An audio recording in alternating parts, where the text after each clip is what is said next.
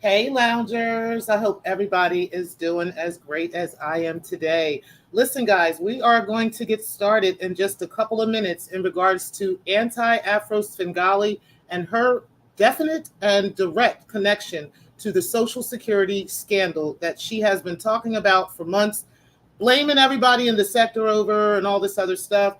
Yeah, we're definitely going to get deep into that today. We are also going to talk about AAS and her history of falsifying documents, okay, as well as her history of protecting scammers, okay. This just seems to be, her way of life. Now, guys, again, this is part of the docu series, so viewer discretion is advised. I have given you guys lots of rules in regards to this, so I'm going to go ahead and put those rules up again. Please mind the chat. No disrespect will be tolerated. The mods do have full control of the chat, and they will block you if you continue to be disrespectful. Okay, it's just going to happen. Special thanks to everyone again for all the support, the monetary support, as well as information that has been provided. And again, the series will end on August the 3rd. I'm looking really more at August the 4th at this point. And, that's kind of where we're at with that. All of the information that I have been given has been verified with tangible receipts that are available for public viewing. As a matter of fact, I will be posting some links today in either the chat or I'll post it in the description box. Okay. But I do have some links to post so that you guys can see for yourself what exactly is going on. I won't be highlighting comments again today, because of the nature of the series. Okay. At this point, I'm not interviewing anybody today, but I am going to go over some things today and kind of enter some evidence into the docket in regards to the AFWs and their history of some of these things. But today is Anti-Afro Svengali's Day, aka Andrea Stewart. Okay, I may give her another day as well, but today we are going to definitely enter some credible evidence into the docket regarding her. Depending on the time at the end of this, I may drop the link if you guys are looking to have a panel discussion in regards to this. And I understand that a lot of people are looking to discuss some things, right? And kind of go over some of the stuff that we know. So shout out to all of you for, all of the participation that's been going on. There's been a lot of conversation and chatter regarding all this around the sector, multiple sectors. So I appreciate every single one of you. Before we get into the show, I did want to start off the show with this funny little thing that I happened to see today while I was getting ready for the show. So I'm going to go ahead and show you guys a screenshot. And this is from Anti-Afro's channel, and this is on her community wall. Okay, the Social Security criminals are the Social Security criminals. It's just that and won't change. Okay. Well, guys, she did manage to get 4 likes on there and 6 messages. So let's take a look at the messages. Shout out to Class Culture. Definitely appreciate you. One of my newest subscribers who is definitely, in and hanging out and, getting to know what's going on. She particularly asked Anti, where do we go to see the receipts? Okay. Anti says, take note of how those who perp the crimes act like it didn't happen.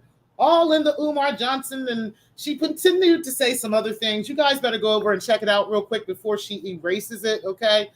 But y'all, Class Culture responded and she said, Anti-Afro, I've never seen them. Do you have a screenshot? By the way, ZX, aka Grown Folks TV, is a doxing criminal. Be careful. And guess who hit Anti's channel with an answer to Class Culture? It is none but our own wannabe Crip, okay? Money Loke. He went over there and said, Class Culture, there are no receipts. Just so-called Negroes hating on Black people. I thought that was so funny, okay? Because I know Anti has not seen that. And I'm pretty sure if she had seen it, she would have immediately removed that message. So shout out to Money Loke. This is the first time I'm actually saying shout out to him. But yeah, he's over there debunking what Anti is saying. So, it is what it is. I don't know if they have fallen out at this point. if they're just not fooling with each other or whatever. But yeah, these are the kinds of people that she has hung out with and has liked and has enjoyed. And unfortunately, she's not taking your side. Okay, he's not taking your side, man. Okay.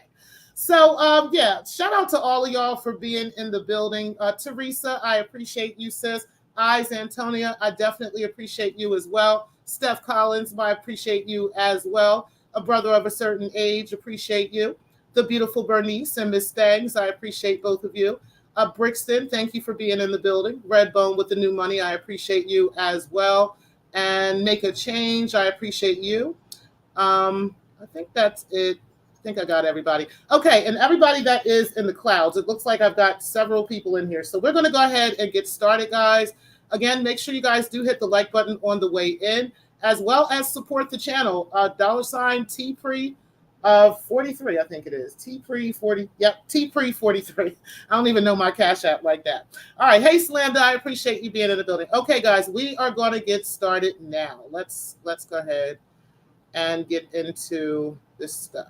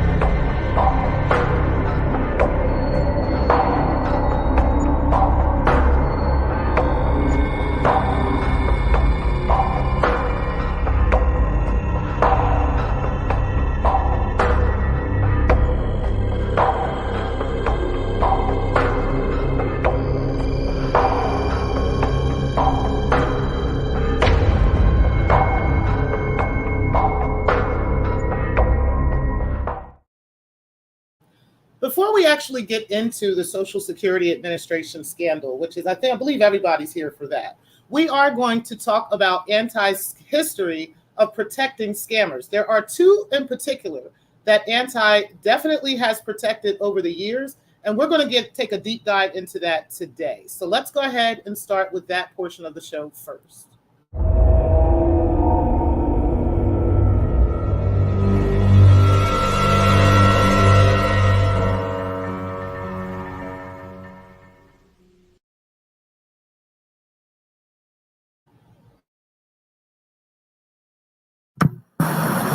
Sam would say, see, there's a lot of black content creators who get cash apps. In your case, to be fair, you've gotten plenty of cash apps in the past debates. That incident you know about, Will, I'm talking about, set you back. Now, it ain't set me back, man. A bunch of lies and a bunch of slander and a bunch of greedy people, that didn't set me back. That just, a part of the game, man. And sometimes people will intentionally send people to antagonize and to try to cause chaos and confusion, but it didn't work. It didn't work. As a matter of fact, I want to thank Afro'S Bengalis, man. I want to thank Afro'S Bengalis who sent me a bag. And I want to thank you for that, Afro. Afro'S Bengali sent me a bag a couple of months ago. And I appreciate that love and support. Real talk. I got real people in the sector that support me. But, hey, man, if you feel some kind of way, you sensitive, or you've been crying at night for something I did a year ago that you thought I shouldn't have did, that's on you, man. And you know something, bro? And you know, well, a lot of people were saying, Conscious Energy, do you think, she used you for clout? Do you think, she used your story in order to get subscribers? And I'm going to point to Afro'S Bengalis. Now, Afro, I hope you don't mind me saying this, but Afro sent me $820. And I'm going to tell you why She sent me $820.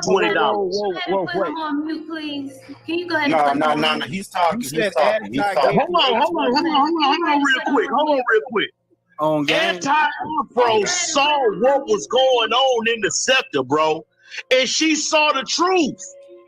And I want to thank Anti-Afro for sending me that 820 because she was saying this. Why you still crying about 820? Why you still making videos, man? Move on with your life. You supposed to be, you know what I'm saying? You supposed to be this dang, high class person living in DC, rubbing shoulders with all these politicians and whatnot. But you steady crying. Look, man, if a couple of $100, if you still crying over a couple $100, 2 years later, man, you A, need to get a better job. You B, need to put out some more YouTube content and make some money. Or C, you need to go find you a man that can help you out. Or a woman, if that's what you like.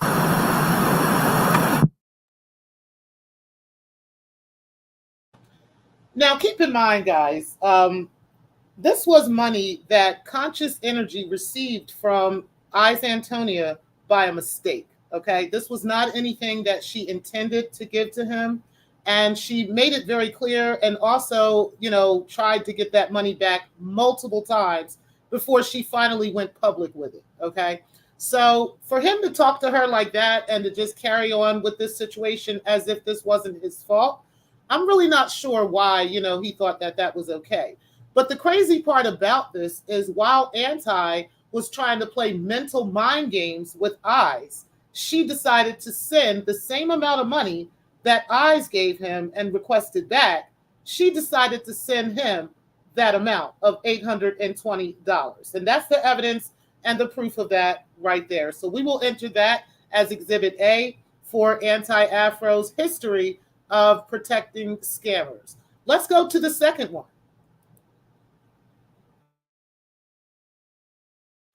Anti-Afro'S as to why I'm a very strong young Pharaoh supporter.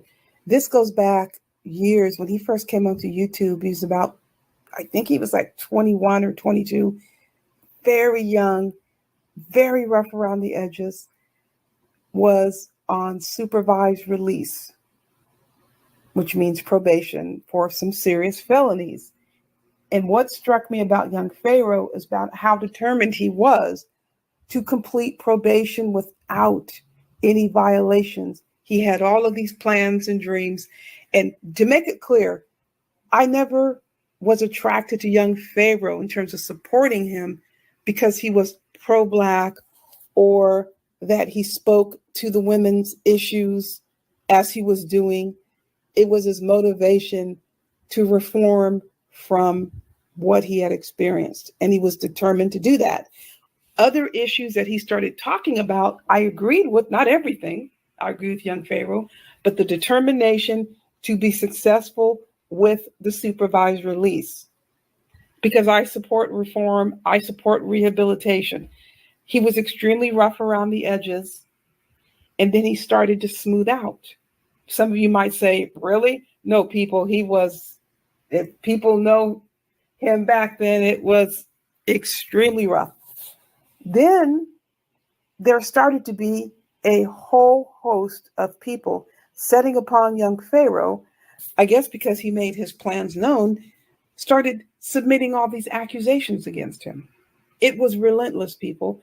False reporting. When I say false reporting, most of the situations ended up being unsubstantiated. However, as they continued to escalate, he was dragged into court time and time and time again for accusations of threatening to kill people. I mean, it became extremely outrageous. But the legal system thought there was merit to these allegations.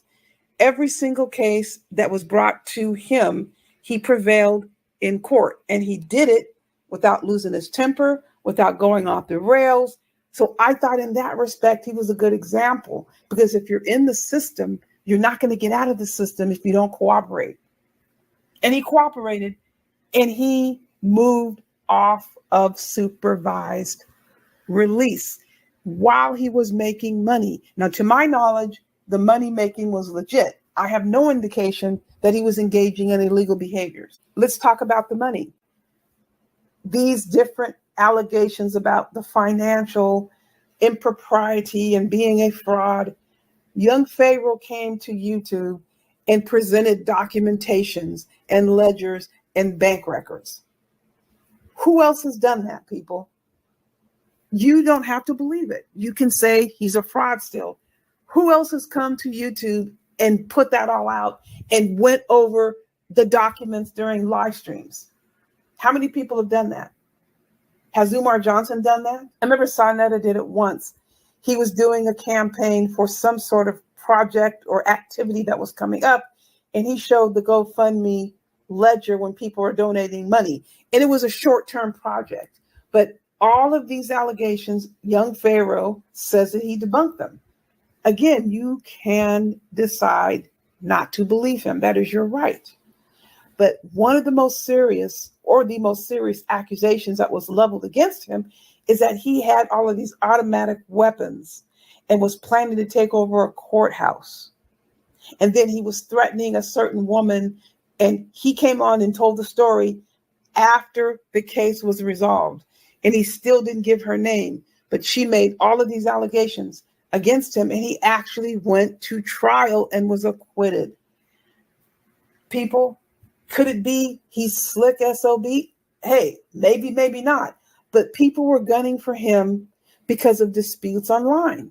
They were making up more and more outrageous complaints against young Pharaoh. They were calling the probation officer, and trust you me, I support calling probation officers if a person really is doing something. If you feel the person has done something and it's illegal, by all means, call probation. But a lot of these things were malicious and deliberate. So none of the... Okay, so let's discuss that a little bit, because actually I did quite a bit of videos on young Pharaoh. Make a Change has also done some videos on young Pharaoh as well. These are just two people from our sector that have done this. There's other people too out here in the YouTube world, that have talked about young Pharaoh extensively. Okay, so the bottom line is this: the evidence is out there. YouTube actually sides with the people in regards to the outcome of young Pharaoh and whether he's a scammer or not. Okay, to the point that they removed every single one of his channels. They also he tried to sue them and he lost. And then he's been in all kinds of other situations with his baby mother, beating on her, using drugs right online, and everything. So I'm not really sure what Anti sees in him, that everybody else, just can't see, and somehow she can make excuses for this type of man. But this is the kind of woman that she is. She is, constantly and has a history of protecting people that scam the community. Okay. Even though she claims she fights against fraud. Okay. That's what anti-fraud warriors mean, right? They're against fraud, especially when she says she's doing this for the Black community, okay? When in actuality, that's not the case. She picks and chooses who she wants to deal with and who she wants to like, and then she picks and chooses who she wants to pick on, depending on who it is, depending on what's going on with that person. So, we're going to put this to rest today and enter this as Exhibit B against AFW, Anti-Afro'S Svengali, aka Andrea Stewart, as proof that she has a history of protecting scammers. Okay, so let's go ahead and go on to the next thing that we will be discussing. Shout out to Make a Change. He actually allowed me to use any of his material, and he has quite a bit of material that is, pretty interesting. Okay, and I'm going to share this with us today. We're going to enter this into the docket as well as proof, and let's go ahead and get started, guys.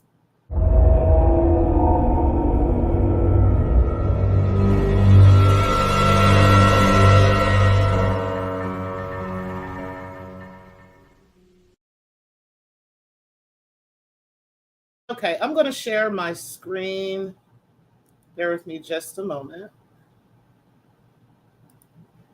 Now this story is about Glorianne Murray.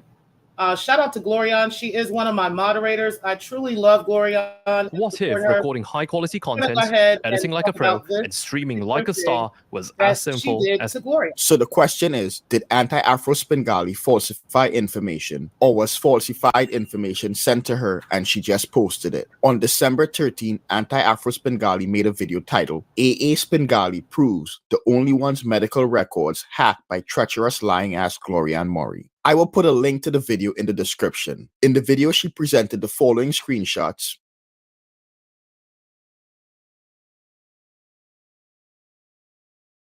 Then she followed up with this community post. The purpose of Anti-Afro's Bengali's video and community post was to prove that this lady, Glorian Murray, a lady that Anti-Afro's Bengali has an issue with, was responsible for hacking into someone's medical records. I will say this. If this lady, Glorian Murray, is responsible for hacking into someone's medical records, she should be prosecuted to the full extent of the law. However, the information presented in Anti-Afro's Bengali's video does not prove that Glorian Murray is responsible for hacking into anyone's medical records. Actually, the information presented in some of her screenshots has nothing to do with Glorian Murray, and the information presented in one of the screenshots appears to have been falsified to support the narrative that Glorian Murray did hack into someone's medical records. What I'm going to do in this video is show you why I say the information provided in one of the screenshots appears to have been falsified, and why the information presented in the other screenshots has nothing to do with Glorian Murray. I will put links to all the documents presented in this video in the video's description. So let's take a closer look at the first screenshot, specifically this part. Anti-Afro's Bengali also made a community post and showed this information. At the top, you see Department of Homeless Services versus Murray. You see an oath number and date. Next, we see petitioner prove that respondent has had issues with being harassed and threatened via text messages and social media platforms, also having personal medical records searched by Glorian Murray. 90 days suspension without pay in effect beginning September 3rd, 2021. What I just read has a major red flag, but we are going to come back to this later in the video. Then we see New York City Office of Administrative Trials and Hearings. In the matter of Department of Homeless Services petitioner against Glorian Murray responded.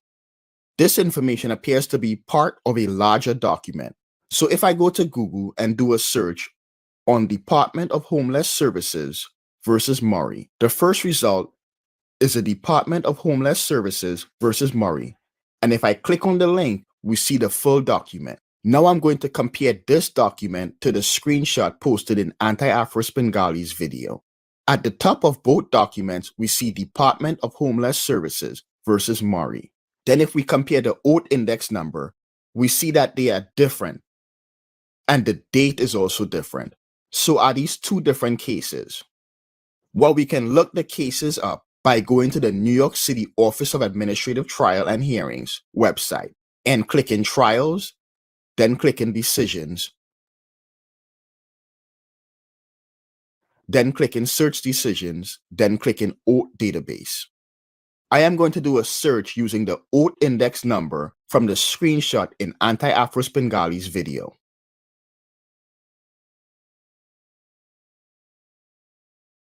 When I do that, I get no results found.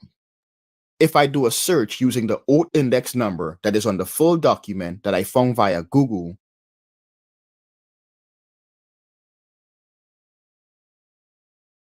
I get 4 results. All of these results reference index number 2149-11 and are all linked to Glorian Murray. What I'm going to do now is see how many of the results have the title Department of Homeless Services versus Murray. If I view the first result, we see the title does not say Department of Homeless Services versus Murray.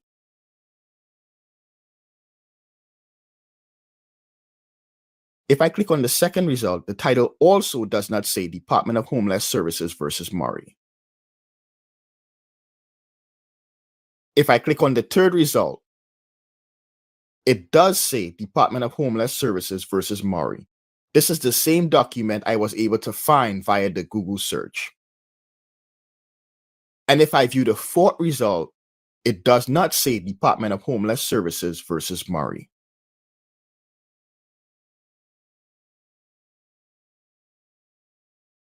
If I do a search using Gloria and Murray, I get one result.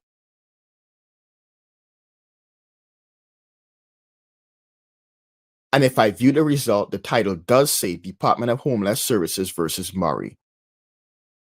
So using the oath index number from the screenshot in Anti-Afro's Bengali's video returns no results.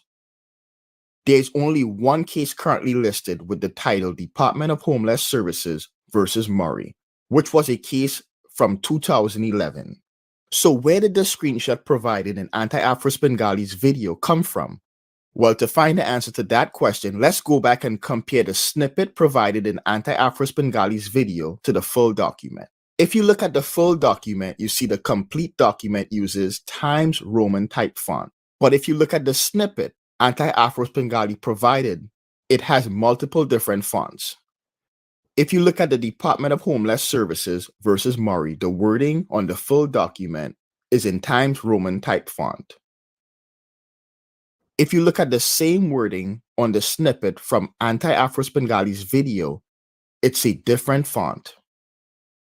If you compare the V's and the S's, you can clearly see it's a different font.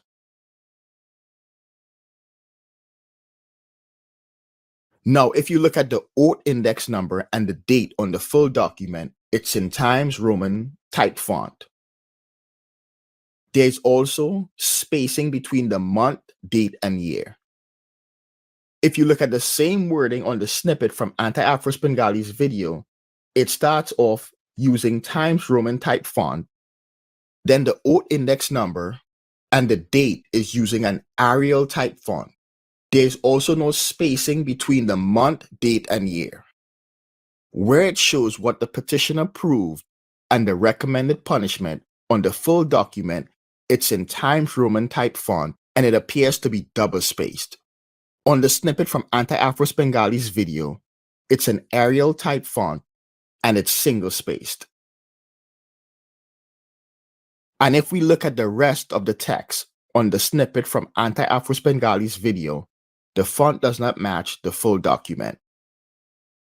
Maybe the document this snippet came from might have been formatted differently. However, if we go back to the oath database and look at a few of the documents, you will see that there is a consistent formatting across all documents. We see the complete document uses a Times Roman type font. There are spaces between the month, date, and year. You also see the double spacing. If we look at a few other documents, you see the same consistent formatting. Same formatting.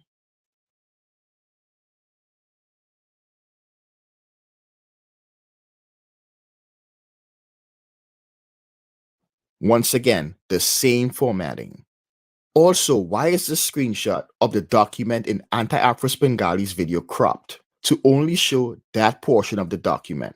Also, why didn't Anti-Afro's Bengali provide a link to the full document where the snippet in her video was taken from? We know it's not because she wants to protect Gloria and Murray's privacy, because back in July of 2021, Anti-Afro's Bengali made a video about Gloria and Murray, and she put the link to the document titled Department of Homeland Services versus Murray in the video description. So why wasn't there a link to the full document that shows Gloria and Murray was suspended for hacking medical records? I don't believe the snippet shown in Anti-Afro's Bengali's video was taken from a larger document. I believe this was created, falsified, to push the narrative that this lady, Gloria and Murray, hacked into someone's medical records. And here's the icing on the cake on why I believe the screenshot presented in Anti-Afro's Bengali's video was falsified. If we go back and look at the screenshot, it says the matter of Department of Homeland Services petitioner against Gloria and Murray respondent. So the Department of Homeland Services is the petitioner and Gloria and Murray is the respondent. So here's what this is saying. Petitioner, which is the Department of Homeless Services, prove that respondent, which is Gloria and Murray, has had issues with being harassed and threatened via text messages and social media platforms, also having personal medical records searched by Gloria and Murray. 90-day suspension without pay in effect beginning September 3rd, 2021. So that is saying that Gloria and Murray is harassing herself and threatening herself via text messages and social media and searching her own medical records. So which one is it? Did Gloria and Murray hack someone's medical records, or did Gloria and Murray hack her own medical records? Oh boy. If I was a betting man, here's what I believe is going on. Someone tried to mimic the real document to push the narrative that Gloria and Murray hacked into someone's medical records. So who did this? Did anti-Afro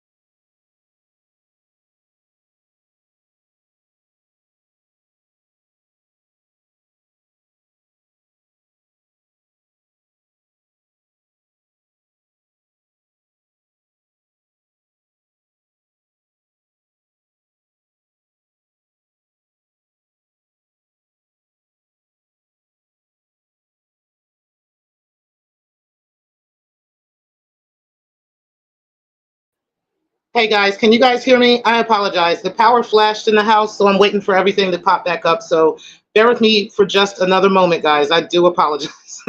Sorry about that. Hold on one second, guys.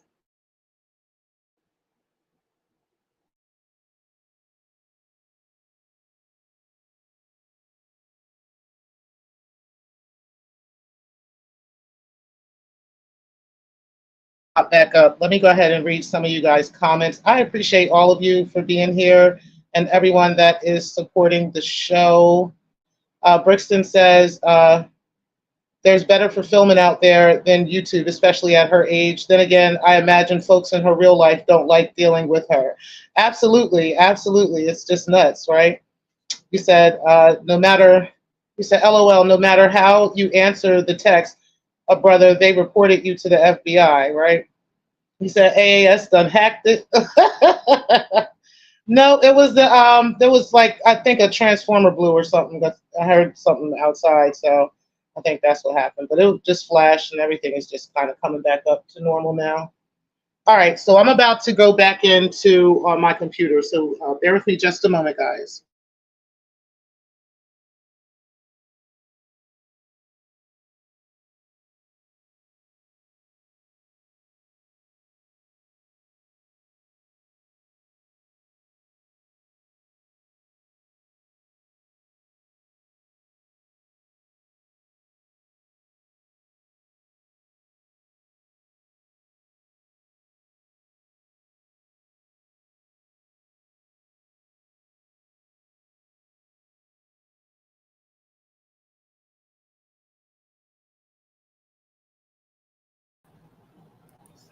Okay. Can you guys hear me? Put a 1 in the chat if you guys can hear me. Oh, I guess you can because I can hear me. Okay, we got it now. So let's go ahead and let's start that again. Let me go ahead and get back to the video. I'm also going to present my screen. Thank you guys for letting me know you guys can hear. Shout out to all of you again for being here. Let's go ahead and finish this one up.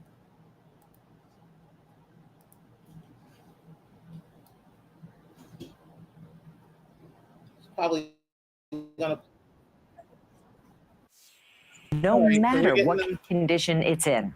No, I don't pay for YouTube Premium, so.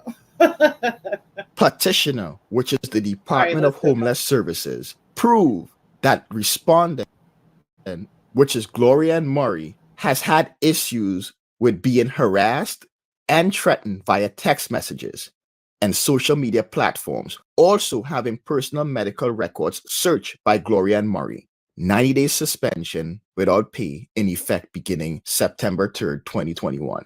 So that is saying that Gloria Murray is harassing herself and threatening herself via text messages and social media and searching her own medical records. So which one is it? Did Gloria Murray hack someone's medical records, or did Gloria Murray hack her own medical records? Oh boy. If I was a betting man, here's what I believe is going on. Someone tried to mimic the real document to push the narrative that Gloria Murray hacked into someone's medical records.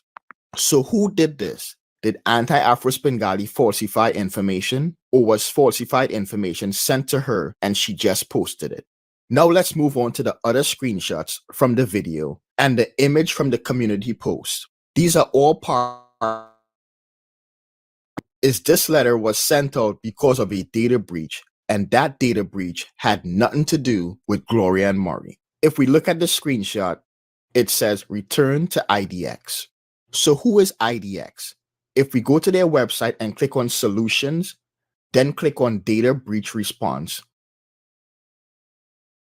we see best in class data breach service, get your organization response ready before, during, and after a data breach.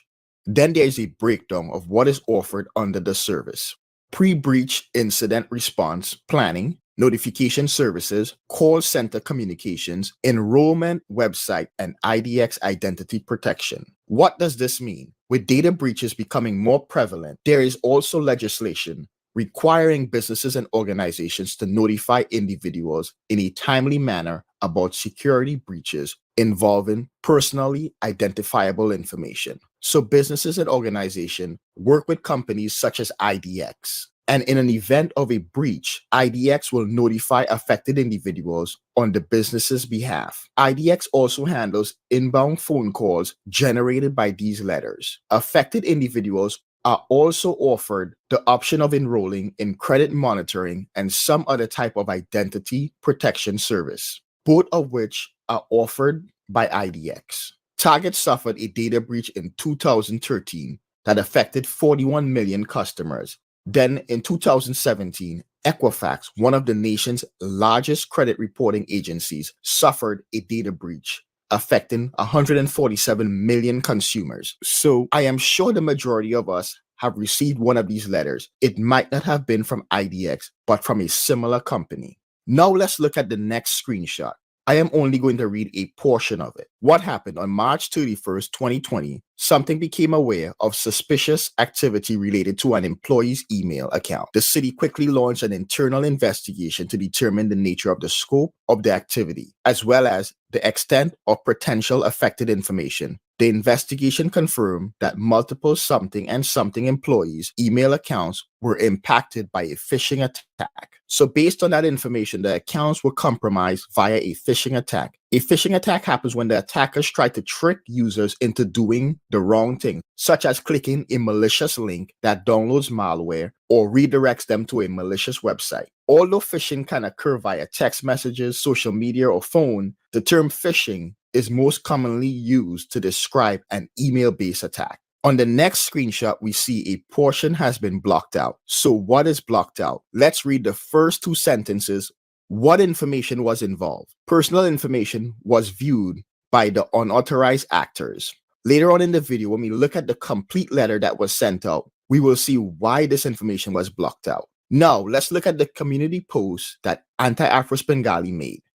This is another part of the letter we just looked at. This image is also deceptive, and I would explain why when we look at the complete letter. Before we look at the letter, I'm going to do a search to see if there's any news on this data breach. We know from Anti-Afro's Bengali's screenshot of the letter, it was in Philadelphia. So I am going to do a Google search on the city of Philadelphia data breach.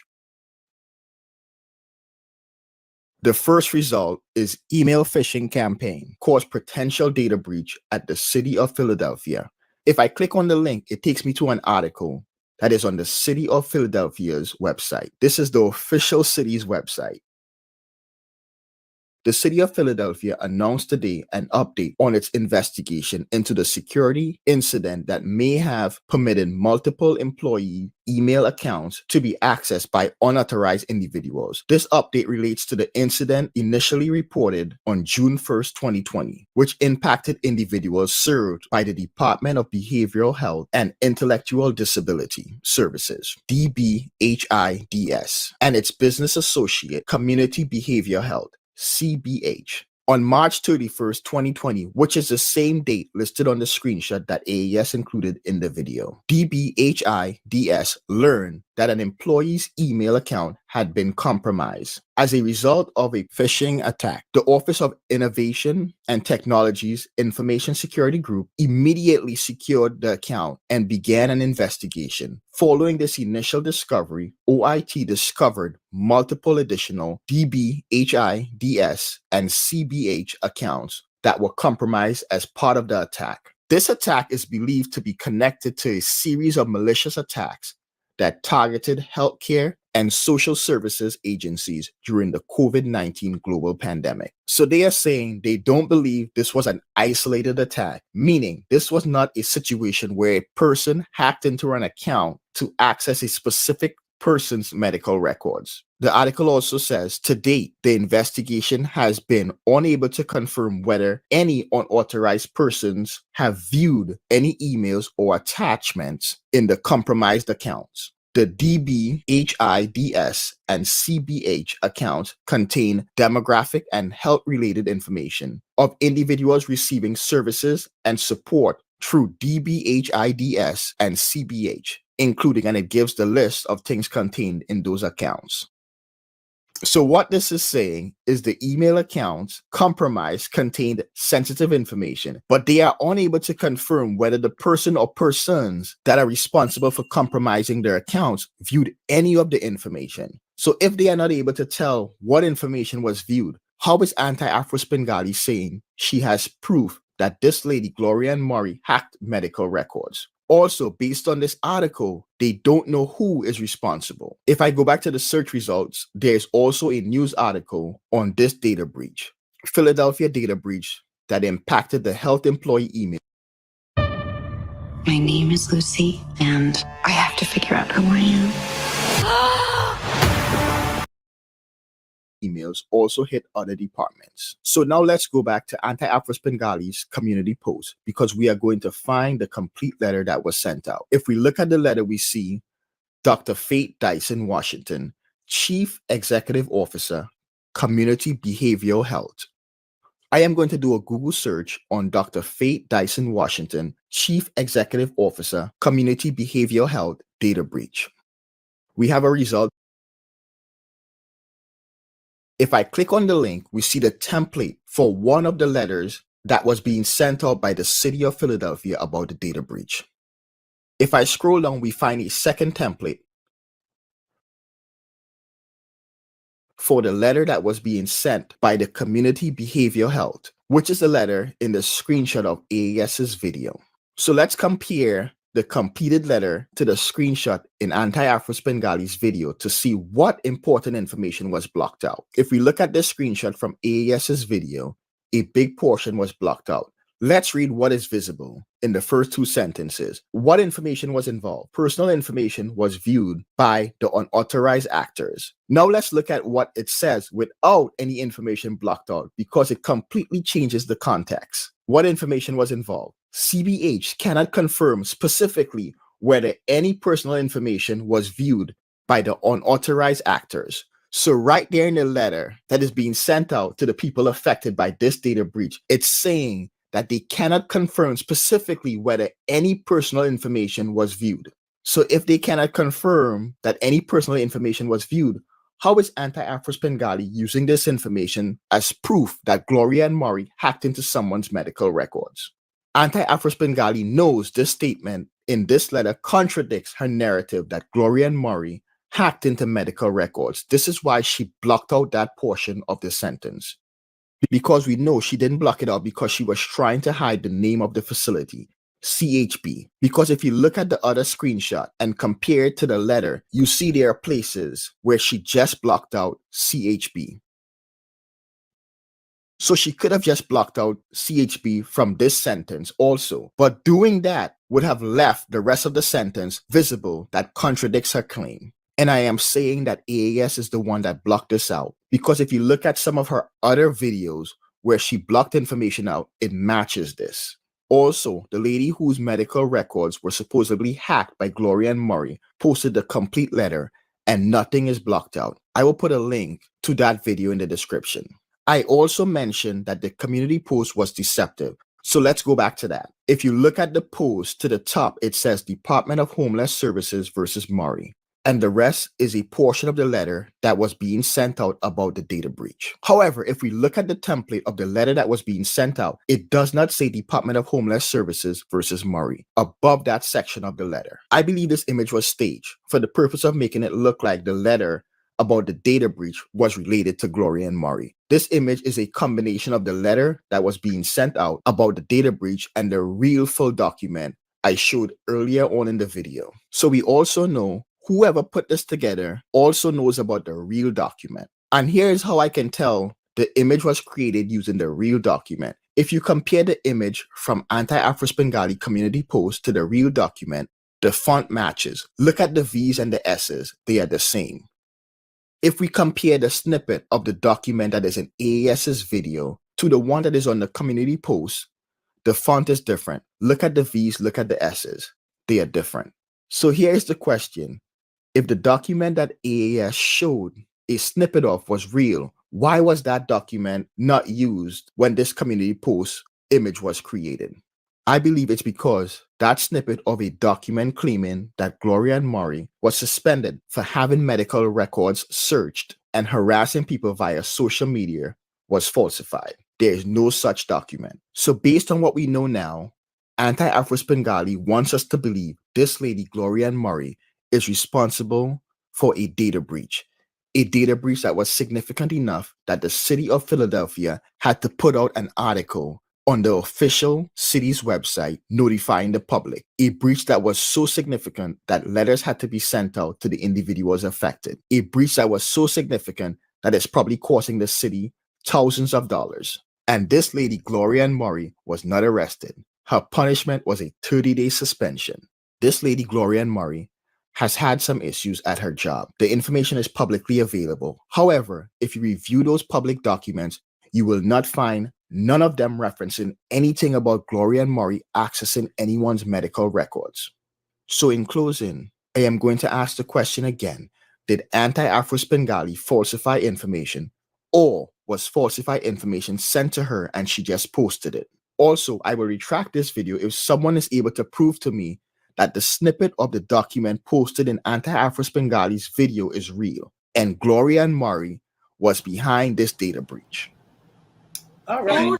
Let me first put the links that Make a Change provided into the description box. So the first one is AAS's actual video. Okay, so I'm going to open that up and I'm going to put that link in here so you guys can see this. Hold on one second. You guys can go and watch this video for yourself on Anti's channel. Hold on one second.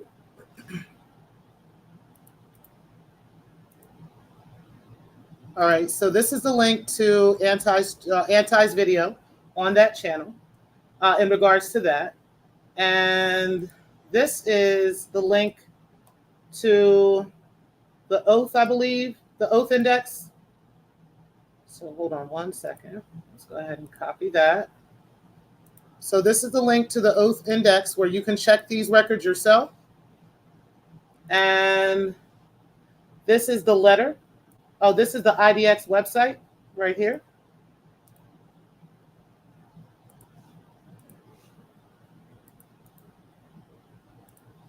So you guys can look at the IDX website and you can check a look and check out this stuff for yourself. Again, we are going to provide actual receipts. We are not just pretending that receipts exist. We're not just throwing, accusations out there about people. No, we actually have actual evidence of these things. All right, so this one is the letter that was being sent out. This is the real letter that was being sent out compared to the letter that Anti obviously doctored for her video. And this is medical record was hacked. Okay, this is me and mine's video, I believe. Oh, she doesn't have it available anymore. Okay, so either way, guys, that was the information and proof of Anti-Afro's history of falsifying documents, which obviously is very dangerous, okay? Now, I'm going to give you guys a little bit of that because me and Mines actually talked about this the other day in her interview. She talked about how her medical record information was being tossed out by a couple of different trolls in the chat rooms, okay? And, she says she does have some evidence of this. However, the evidence isn't really necessary at this point because this is actually a thing. Anti did, in fact, have someone pull me and mine's medical records, okay? And she did that because she wanted to blame Gloria Ann Murray for it, and she wanted to drag Gloria Ann Murray for this. Anti does this kind of stuff. She has a history of, like I said, pushing you off the ledge and then coming down and nursing your wounds, okay? She has called CPS on Breaking the Culture and then blamed that on Let Me See Your Transcript, right? Now she's actually had somebody, get into me and mine's medical records and then tried to blame Gloria Ann Murray with it and went this far to do it, okay? So this is evidence, of, her falsifying information and falsifying documents in order for her to, just go with whatever narrative that she wants to go with on somebody, okay? So that is just, some of that, and we're going to go ahead and enter that as Exhibit C into the docket against the AFW and against Anti-Afro, aka Andrea Stewart, okay? Now, we're going to get now into the next video, which is about the, hold on, what is it? The next video is about, okay, this one is, so I have that one for Anti. So I put that link already there. I'm now going to play a video with you for you guys in regards to, sorry, her connection to the Social Security Administration's issue. But before I talk about that, I actually want to get a little bit of background on that, okay? So AAS, as you guys know, has been running around all over the place in different sectors and in different spaces, claiming that us demons here in the Umar Johnson sector have in fact went out and gotten some Social Security information. Now we have her Social Security numbers. We have Rev G's Social Security number and all this other stuff. And that we're all, posting all this stuff all over the place. In fact, I actually have information in regards to where they work, okay? I did receive that information probably about 6 to 8 months ago now, and I actually posted where they work on my channel, okay? Never posted a Social Security number, never posted anything like that. I just let the people know where these two people work at, considering the fact that they have been doing this for years to multiple people in the sector, including myself, okay? And I have evidence of that.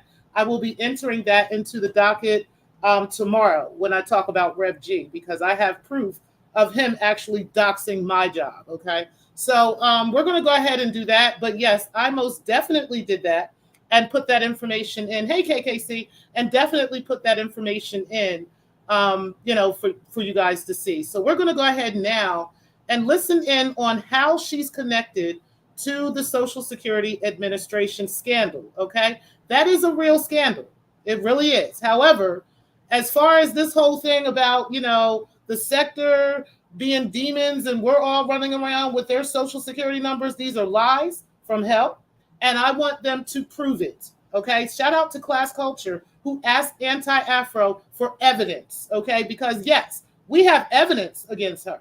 Now, she's just throwing out words and just throwing out, accusations without actual evidence. Unfortunately, Rev G, when he tries to throw out his quote unquote evidence, he actually implicates himself, okay? So, and Anti did that too, just a few months ago. And we are going to go over this now. Shout out to Make a Change once again for allowing me here at Black Lounge to use his information. And to use this information to enter into the docket. So let's go ahead and start with this video now. Because life. Highmark Blue Cross Blue Shield.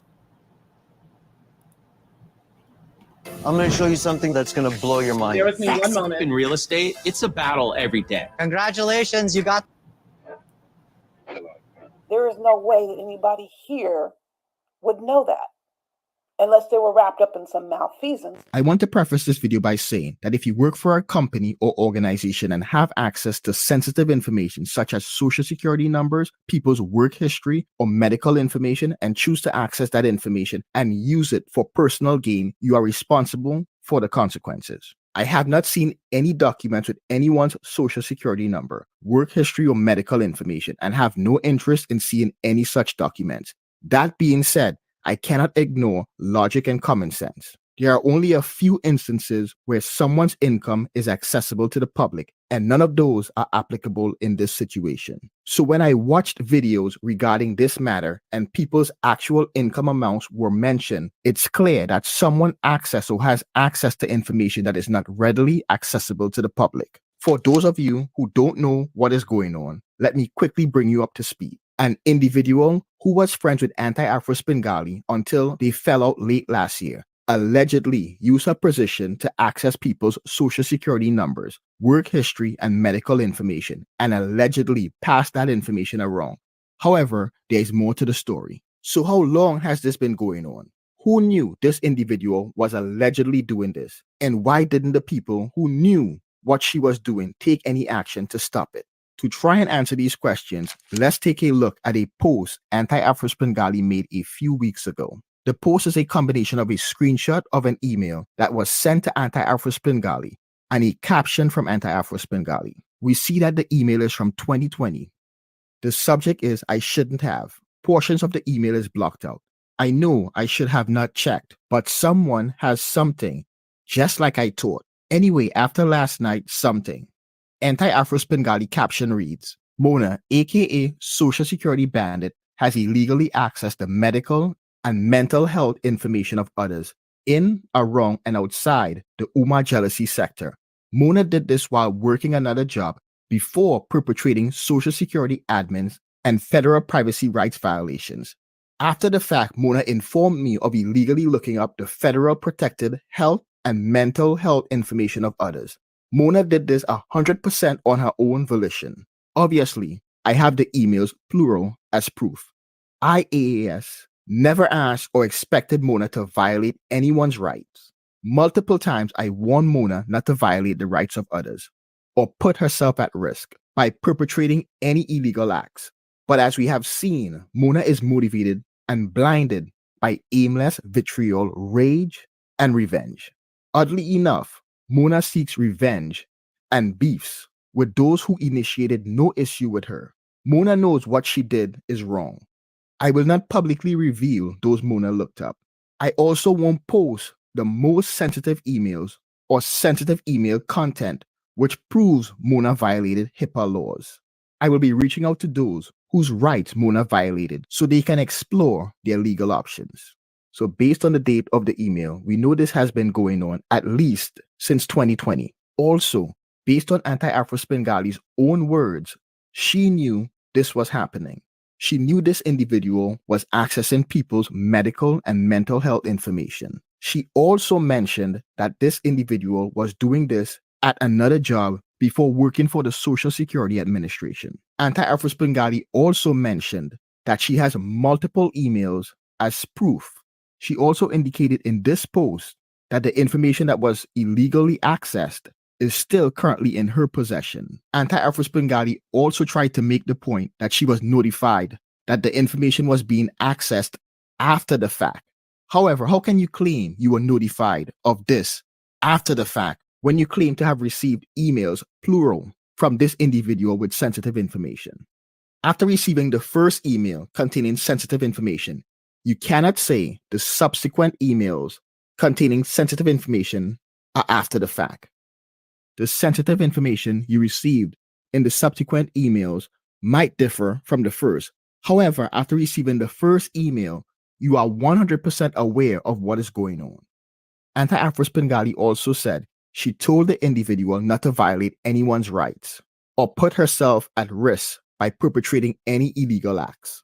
When did she do that? After receiving the first email with sensitive information, or was it after receiving subsequent emails with sensitive information?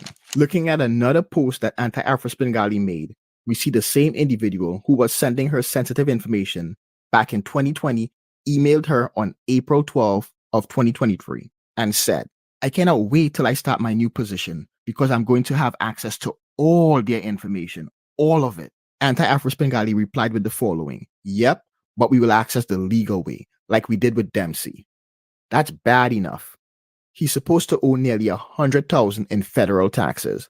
Laughing emojis. In another one of Anti-Afro Spengali's posts, she posted an email she received on June 1st, 2023 from the same individual. "He is going to be effed very soon. My new position is with the Social Security Administration, redeterminations and investigations.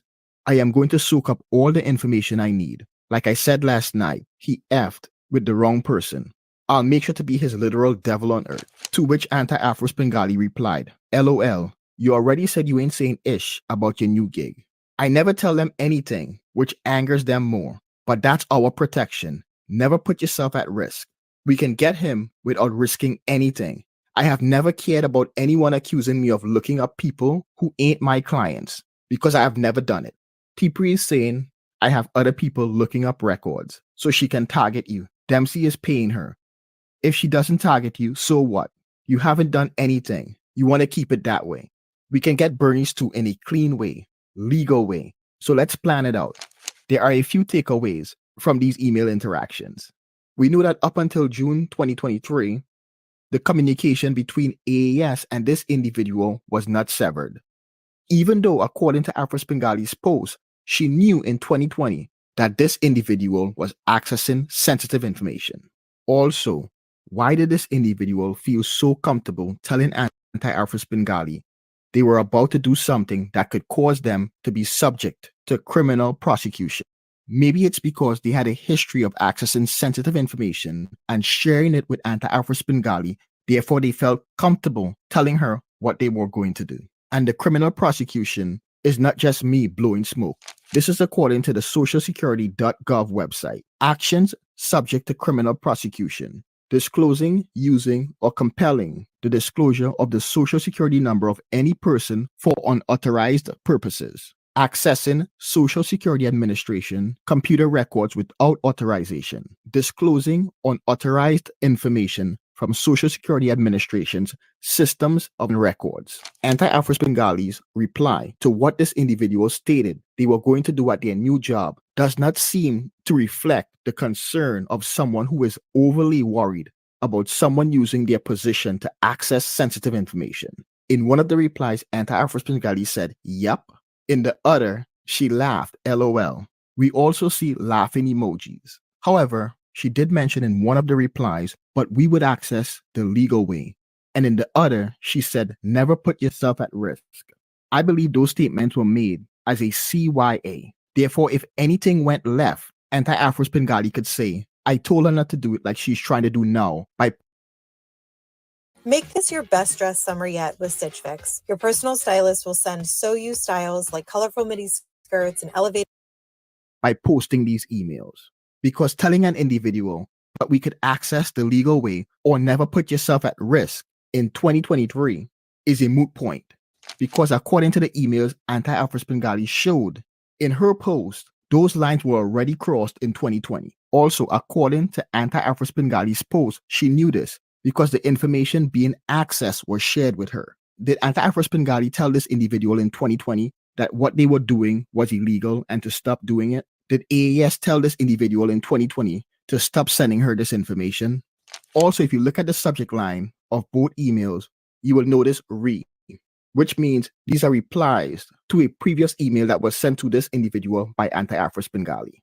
So at least up until these dates in 2023, Anti-Afro's Bengali was having back and forth communication with this individual. Based on the information listed in the emails, these emails were before this individual started working with the Social Security Administration. If we go back to Anti-Afro's Bengali's post and look at the caption, she said the individual illegally accessed multiple people's medical and mental health information at another job before working at the Social Security Administration. So based on that, when Anti-Afro's Bengali was having back and forth email conversation with this individual in 2023, she already knew that this individual had accessed multiple people's medical and mental health information. So why would Anti-Afro's Bengali continue to communicate and strategize with someone that she's saying is involved in illegal activity? I recall Anti-Afro's Bengali mentioning that an individual was on SSI. When I heard it, I said to myself, how does she know that? She and this individual are not friends, so it couldn't have been via a conversation they had. This information is not publicly accessible, so was she making it up? However, knowing what we know now, could that have been sensitive information that was accessed and passed on to Anti-Afro's Bengali? Anti-Afro's Bengali is now saying that she will reach out to the people whose rights were violated so they can explore their legal options. Interesting. Why didn't she do that in 2020? Furthermore, why didn't she reach out to the authorities and let them know what this individual was doing? If you are familiar with Anti-Afro's Bengali, you are aware that she doesn't hesitate to submit reports to individuals' employers, even though the actions of the individuals in questions are unrelated to their jobs. The justification she gives for doing this is that these individuals are rogue public servants. But here you have an individual who, according to Anti-Afro's Bengali's posts, since 2020, illegally accessed the medical and mental health information of others, violating HIPAA laws, not at one, but two jobs, and Anti-Afro's Bengali did nothing. Zero, zilch, nada. This only became a problem in late 2023 when Anti-Afro's Bengali and this individual had a falling out. And this individual allegedly accessed Anti-Afro's Bengali's and an acquaintance of Anti-Afro's Bengali's information and allegedly shared it with others. Anti-Afro's Bengali now seems to be concerned about identity theft and identity fraud. Where was this concern back in 2020? Was AAS concerned about identity theft when AAS herself passed around a document that contained an individual driver's license and social security number? The most significant info is Social Security and driver's license number. That will come in handy for anyone trying to serve her with documents or collect judgments. Let's go back to the Social Security Administration website and look at the actions subject to criminal prosecution. Disclosing, using, or compelling the disclosure of the Social Security number of any person for unauthorized purposes. So for what authorized purpose was Anti-Afro's Bengali disclosing this individual's Social Security number to random people on the internet? She tried to justify passing this information around by saying the Social Security number and driver's license number would come in handy for anyone trying to serve the individual with documents or collect on a judgment, which is malarkey. You don't need someone's Social Security number or driver's license number to serve them. And if you sue someone and win a judgment, they have to fill out what is called a fact information sheet. Two of the required fields on the sheet are the Social Security number and driver's license number. So there's no reason Anti-Afro's Bengali will need this information beforehand, much less passing it around to random people on the internet. She also tried to justify this by saying that this information was obtained via a document accessible via public record. And to that, I would once again reference the information that is on the Social Security Administration.gov website under action subject to criminal prosecution. What authorized reason does Anti-Afro's Bengali have for disclosing this individual's Social Security number to random people on the internet? What's interesting is Anti-Afro's Bengali is now referring to this individual as the Social Security bandit. However, back in 2020, she wasn't saying this when this individual, according to her own post, was accessing people's information and sending it to her. Also, Anti-Afro's Bengali states that this individual violated HIPAA laws. If I'm not mistaken, Anti-Afro's Bengali is a licensed therapist. So if anyone is familiar with HIPAA laws and how to file a HIPAA violation complaint, it would be her. However, even though she knew this law was being violated, she didn't report it in 2020, she didn't report it in 2021, she didn't report it in 2022. Anti-Afro's Bengali is only now talking about making reports after she and this individual fell out, and the individual allegedly accessed her and a friend of hers information.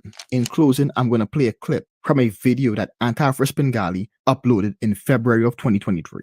And I think it was important to take it back that far because HIPAA went into effect in 1996. These laws are very stringent. They have been overhauled throughout the years. The client, patient, individual with the medical record, privacy, has every right to pursue to the ends of the earth who is accessing their records and to demand an investigation into every single person who you believe has unauthorized access to your records. Don't let people play around with your emotions by dangling this in your face for content. I think it's cruel. I think it's abusive. And it's frankly something that shouldn't be done.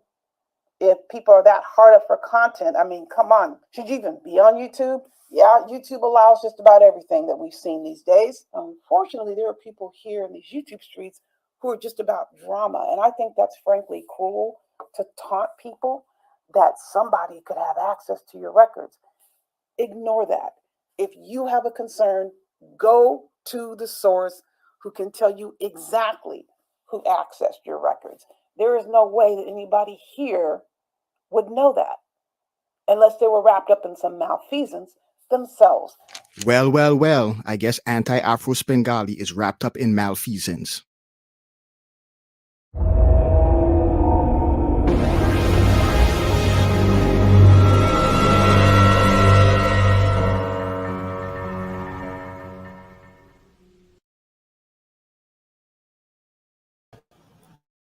And guys, that is the Anti-Afro's actual connection to the Social Security Administration. Okay, now before Stephanie and I get into our commentary, there is a particular part of that video that I would like to talk about. And I'm going to go ahead and pull that up real quick. I'm going to show you guys this particular email.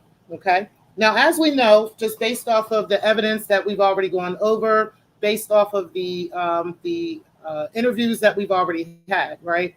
We do know that Anti tries to play on the minds of people, okay? She uses psychological games to play with people, you know, based off of her own education, okay? And, you know, what she knows as being a licensed marriage and family therapist, okay? And has been in this position for many, many years. Okay. So we do know that. And with that information and being armed with that information, I'd like to take a look at this email again. Okay. Because I think it's very important to understand a couple of things in this email. She says at the bottom, T-Pre is saying I'm having other people look in records so she can target you.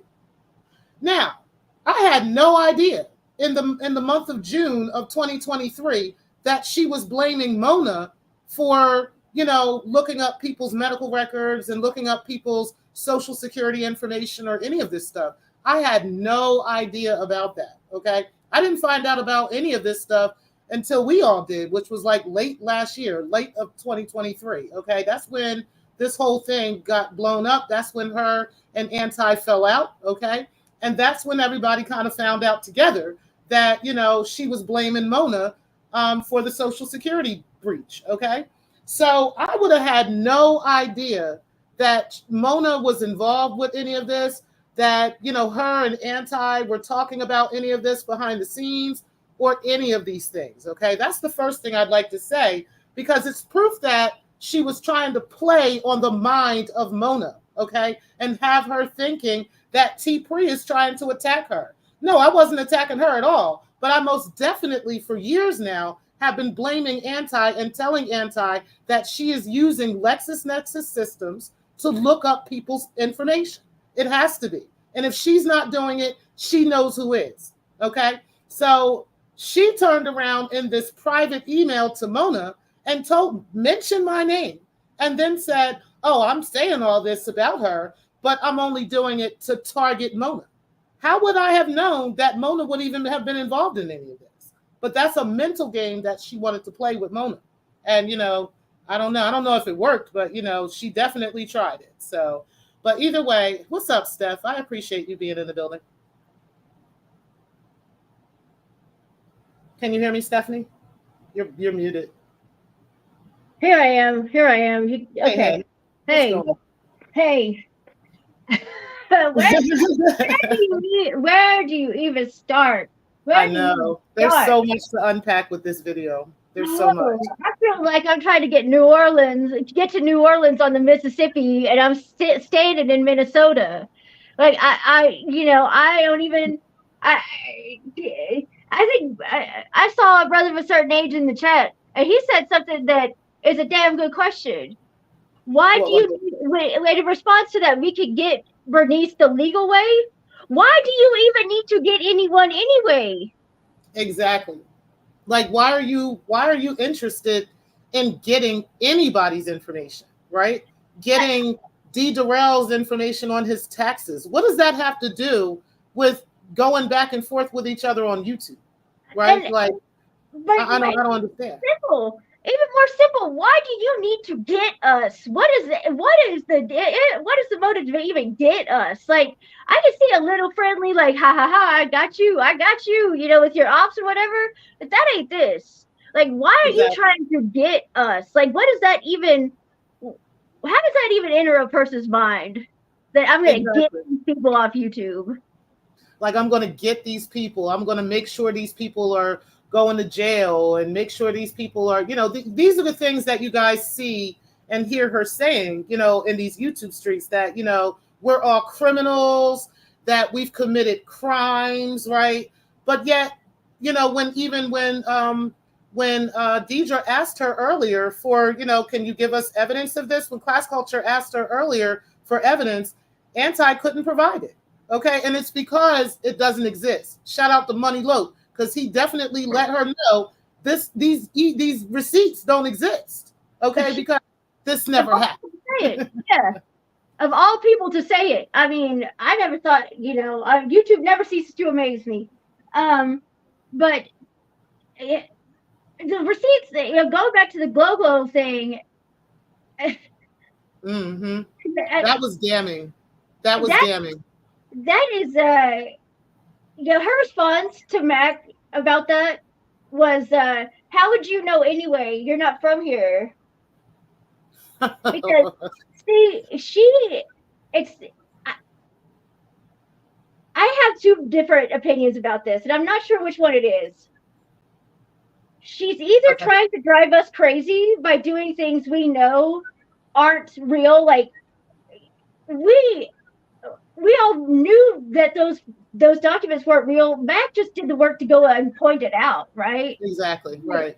Right. And so why did she even do that? Was she trying to convince us, or was she trying to convince other parts of YouTube, or was she just trying to make Glow miserable? At the end of the day, I don't know if she even really cared if we believed her, to the point that she just wanted to put some shit out there to make somebody know that you're being watched and I'm never going to stop. Exactly. That's exactly what I think too. I don't think that she had any intentions of caring whether or not we believed her, right? Her idea is to attack whoever she's focused on. That's it. It doesn't matter whether it's lies. She will go to the extent of the ends of the earth, the ends of hell. She doesn't care. She's going to do whatever she can to fit her narrative.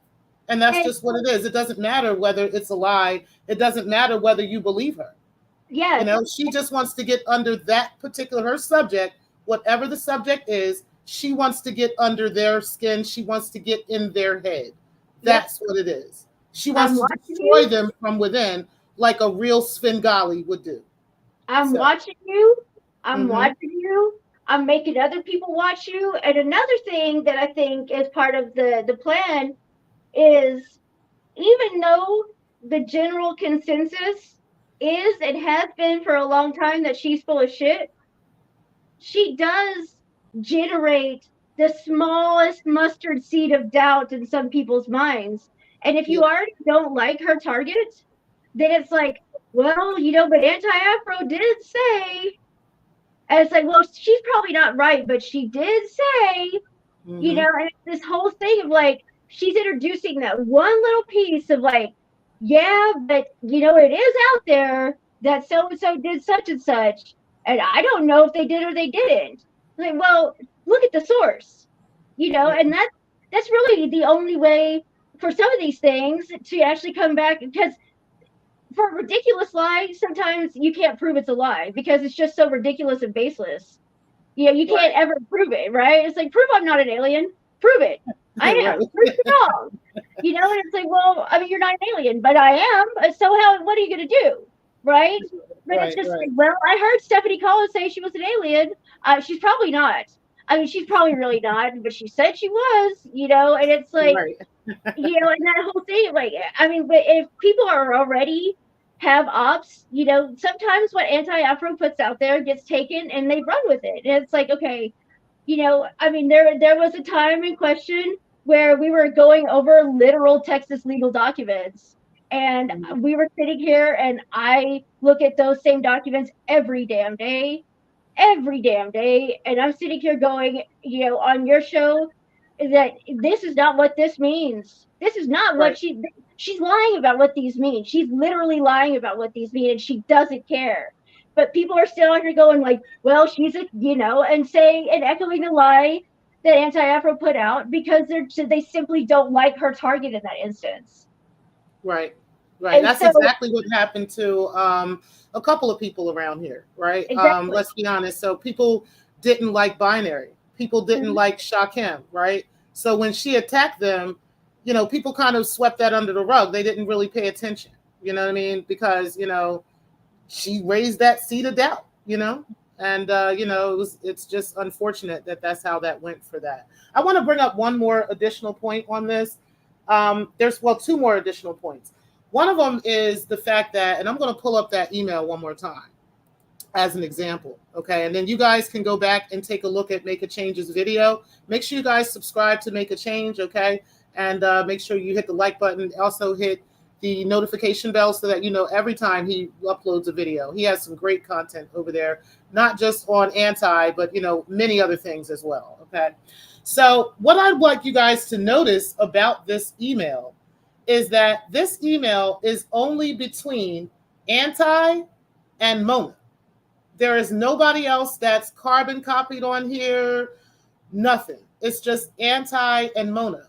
The other emails that Make a Change had shown were also between only Anti and Mona, okay? So if, you know, what she's saying is correct, that Mona was sending her information on people in these YouTube streets, right? And AAS was all gung-ho about it, and Kiki laugh, and everything was great, right? Obviously, this information was only going solely to anti-Afro'S Svengali. Nobody else it was going to. It wasn't going to any other person in the sector. Not even Rev G is on these emails. These emails are solely between Anti and Mona. Okay, so that's number one. Number two, the conversation that we had with Grown Man the other day actually corroborates this. Okay, because he said he never received anything from Mona. Okay, he never got any paperwork, no emails, no payments, no nothing from Mona. Yet we will be entering evidence into the docket on Friday in regards to PayPal payments that he actually received. Okay, and emails with from letting them know what this is for and so forth and so on. And he received those payments to go after people that the AFW wanted to go after, but they were too cowardly, to come and say anything. They paid somebody to go after these people, okay? So I just wanted that to be known, that it was Anti-Afro that is sending this information, this protected information, out to people and sending payments along with that protected information out to people. And, that information, it can be used against people, for, to hurt their reputation, to contact their job, to all kinds of crazy stuff, okay? This is the kind of stuff that the AFWs are really into, and they have no justifications for it. If they claim they have any justifications, at this time would be the time to present that evidence, right? Because we're actually showing them. We're showing the evidence of them being guilty of this behavior, okay? This is just the bottom line. If you have a reason, Anti, to be looking up somebody's tax records, to be looking up somebody's wife's information, which we will get into the D. Durrell story at another day. I think I'm doing that one next week. I'm pretty sure I'm doing that one either next Wednesday or next Thursday, okay? But looking into his information, looking up his wife, his children, okay? None of that has anything to do with you just disagreeing with him online, okay? If you can prove, though, that you have actual evidence, like actual factual, tangible evidence that we can touch, that we can see with our own eyes, not you just flashing something across the screen, but you actually can give us a link to prove that this is actual fact, right? If you can show us a police report, if you can show us something where somebody, was prosecuted or something along those lines, right? Then I will retract these statements. I'll go ahead and remove this, okay? But at the end of the day, I know that doesn't exist because I know nobody committed any crimes against you. And if they did, you need to contact law enforcement, Anti, okay? Because right now, you're just looking like a liar. You're looking like a liar because you are one, right? You're looking like you falsified documents in order to, prove some diabolical point against someone, which is dangerous to the Black community, okay? And, at the bottom line is you love to protect scammers, real well-known scammers in the community. You like to protect those kinds of people. So, we're going to be honest. We're going to be real about some stuff. We are not going to pretend with you, Anti. And yeah, we're going to go ahead and enter that into the exhibit as evidence against the AFWs and against Anti-Afro, aka Andrea Stewart. Do you have any final words for me or anything? Well, I did want to just touch on the Social Security issue with the Texas, the public records issue. Okay. Mac is right that the federal law that she's relying on to say that people are engaging in crime by quote unquote stealing and then receiving stolen information.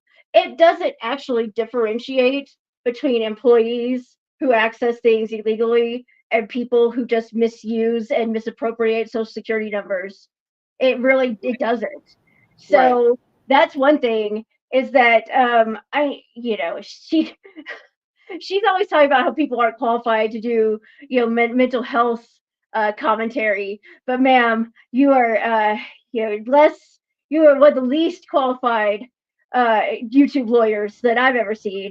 But yeah, I'm a better YouTube lawyer than she is. Oh, leaps and bounds. You're Clarence Darrow. Yeah. But I should have been an attorney.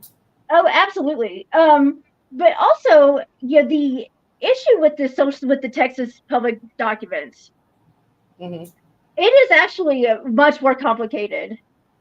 And she obviously hasn't done her research into exactly why and how those records are public.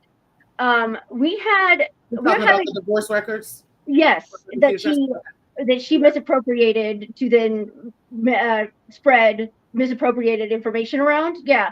That actually, in 2005, the Attorney General issued an opinion saying that Social Security numbers on public documents are, one, not subject to open records requests, so they have to be redacted, and they should no longer be available to the public.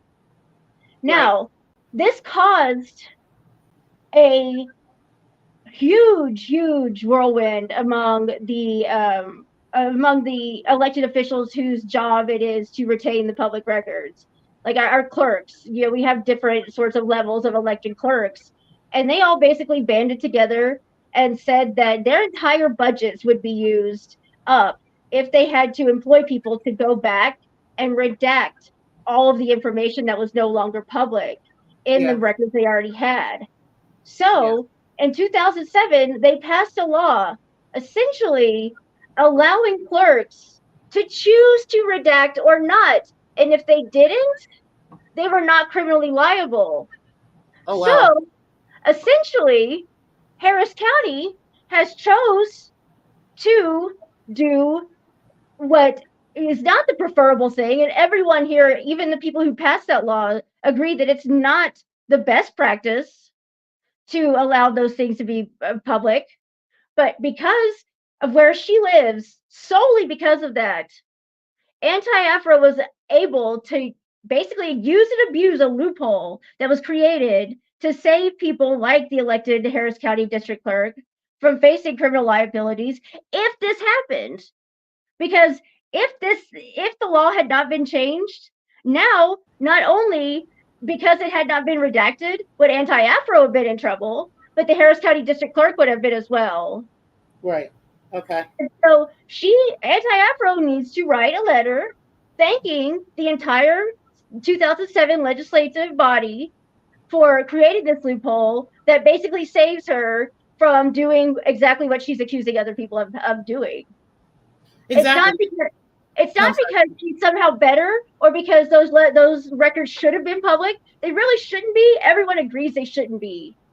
Right. But she gets to take advantage of a weakness in our laws to do what? Solely to not even embarrass transcript, because your social security number is not embarrassing.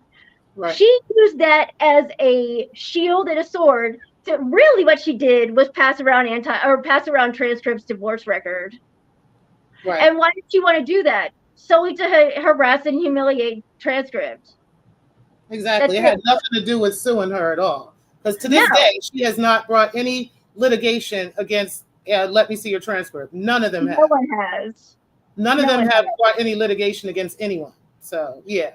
But she definitely tried to get under. She's another person that she tried to get under her skin. She literally just wanted to get in her psyche. She wanted to get in her head, because she was just angry at her, for no longer wanting to support the anti-fraud warriors and their shenanigans. That's literally what happened. Let Me See Your Transcript did nothing to this woman, nothing at all to this woman. But because she could not control Let Me See Your Transcript, because she could not force Let Me See Your Transcript to stick with the program, like she can with Stargate and with Remix and with, some of her other minions, she wasn't able to do that with people like Let Me See Your Transcript. And so she relentlessly attacked her. And one of the things that she did was pull her divorce records, which included her social security number and driver's license number, and distributed that information, which Make a Change showed in that video, distributed that information amongst various people that's exactly what happened. So I'd like Anti, again, to show evidence that anybody else is doing such a thing, that we're passing around social security numbers, okay? And we're passing around driver's license numbers and all these other things. Prove it, because we can prove that you are. So, that's just that, and that debunks that whole thing. Any final thoughts? I'm going to go ahead and end the show. Yeah, no, thanks for letting me get up here and, run my mouth, as she often says we do. No problem. No, she said something in that ending part of Mac's videos, Mac's video that he played, her saying something about, it's how, I don't remember the adjective she used. Go ahead. You're not connected, so it's not letting me bring you up because you got to connect your device. Go ahead. She essentially said that it was pathetic if you need to do these kind of things for content. I'll go one step further and say it's pathetic if you do them anyway, for whatever reason. It's pathetic. Mm-hmm. It's shameless. It's lousy behavior. Right. See what I did there? I think she is. I hope she's proud of herself because. Can you hear me? You're muted. Peace. Yeah, I can hear you. Hold on. Hey, give me 1 second. Sure. What's going on? Go ahead, Steph. No, I just think it's sad. I think it's like she said, it's pathetic, it's pitiful, it's sad. And I don't envy anyone who is going to hear, as they take their final breath, their own voice saying buyer beware. And so I think, at the end of the day, we could all just thank God that he's given us a better path in life than he's given others. Yeah. And that, I good to see you, KKC. I hope you're doing well. Yeah, KKC, it's great to see you out here. I appreciate you coming up. Thanks, Stephanie. I appreciate your input with that. And it's good to hear from someone who is an actual attorney, right, that can discuss these kinds of things and, talk about the legalities of this stuff. But I think we do have a class action lawsuit. I really do. I think we do. I see a couple of people talking about that in the chat. I do think I've thought that for a long time, that we do have a class action lawsuit against her. We have one against the state of California. It could be done. And even Kepro at this point, because she does work for Kepro, which is a company that, I'll look it up for you guys. I'll let you guys know where she works. So as a matter of fact, I'll do it on another day because I actually have that video that I actually proved where she works at. So she works for a company called Kepro. Kepro is a medical-based company where they offer various services, but one of the services is therapy services, and in various ways. Okay, they offer all kinds of stuff, and they work with various insurance companies, various physicians, psychiatrists, you name it. They work with them. Okay, and even Dee Durrell has a contract with Kepro. So just to let you guys know, which is why he's not really talking a lot right now, and he is behind the scenes working on some stuff regarding that. So I'll let him tell his story when it comes to that. But I am going to be talking about his story when it comes to anti-doxing his family. I'll make that very clear, and we will enter that evidence into the docket as well. KKC, are you ready to talk now? Yes. What's going on? What's going on? Not much. Thank you for reaching out to me. I did not think I would have a part of my day where I would just be cooling. And so I'm catching the replay of your shows. I saw you was live, and so I'm watching. And I think it would do everybody justice if everyone knows why this whole Social Security scandal even started in the first place. Okay. And that started all because of me and Anti and Mona falling out. I'm going to give you a solo layout so that everybody can hear you. Got you. Mona only took a job at Social Security to interject and try to stop my Social Security benefits because they knew that I was going through Social Security disability redeterminations because I had been getting denied for over 3 years. She knew this, and Mona decided to take a job at Social Security for the sole purposes of trying to get my Social Security disability turned off. In the meantime, she fell out with other people, and she had already fell out with people, so she decided to get their information. Now, Mona started gathering information from a behavioral health institution that she worked for back in New York City, along with a certain somebody whose name I'm not going to mention because it's not about her. But can you put the name in the back chat? Okay, hold on just a second. Okay, go ahead though. Now, keep in mind, I did hear this story. That's the reason I'm letting this go, because I absolutely heard this. I've heard this from more than one person. Okay, so I believe this is credible. I put the name in the back check. You see it? Hold on, let me look. I heard that too. that person. That's the person who actually. That's the person who put Mona's name out here. That's the person who got information on Glorianne Murray's job. Because yes, I have proof of that in New York. You know what? KKC, so you are right. You're absolutely right. I just want to go ahead and put this out because I heard a video where TC was saying, you know, how much does KKC know? I showed y'all and told y'all what I know. I put all the evidence out there of what I know. And yes, she did look up information at this behavior. I forgot the name of the place up in New York. I forgot the name of it too, but you're right. The first person's information she looked up was Don's, because Don was going through issues within the sector. And so she went to her job, looked up his information, and said that he was certified crazy. That email that you're reading from December of 2020, where she's talking to Anti and she's redacting who she's talking about Don. She looked up his information to see if he was really crazy. He is. He's certified. As a matter of fact, she told us that he's so crazy that if he committed a crime, he would get off. Okay, let me ask you a question real quick. Do you mind if I say the name? Yeah, that's fine. Okay. Guys, who he's talking about is breaking the culture of silence. How we know that this is fact, I did a video called Ladies Night, or when the ladies all got together. It was multiple women that hit my panel that night. Keeper, Nikki, Josephine, probably every woman in our sector hit the panel that night, okay? And we interviewed Breaking the Culture. And Breaking definitely said, and she acknowledged that she had in fact looked up Glorianne Murray's information, okay? This was every bit of 3 years ago when I did that video. So he's right. This is not the first time I've heard this.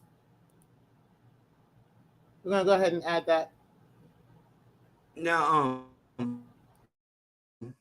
real quick, because I'm not going to stay but too long. I'm playing, this is audio that I clipped from Svengali's channel, showing when she first let it be known that she was not only coming after me, but she's coming after my credentials. This is before Mona took the job at Social Security. They was already devising the plan behind the scenes. But so here's that audio. Real quick, what you guys see on the screen, this paperwork, this is a screenshot from my long-term disability company. Back when I was monetized, I had KKC LLC.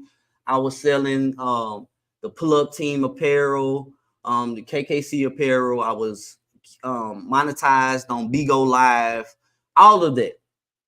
Mm-hmm. Anti took all of this information and submitted it to my long-term disability company, and to Social Security, saying that I was not reporting my income. There was a whole situation that went on in the sector that I was making money. I'm not reporting my income. This is another reason why Mona took a job at Social Security, so that she could tell them that I'm not properly reporting my income, so much so she could get a job in redeterminations and block, what we were trying to set up. So here's that audio.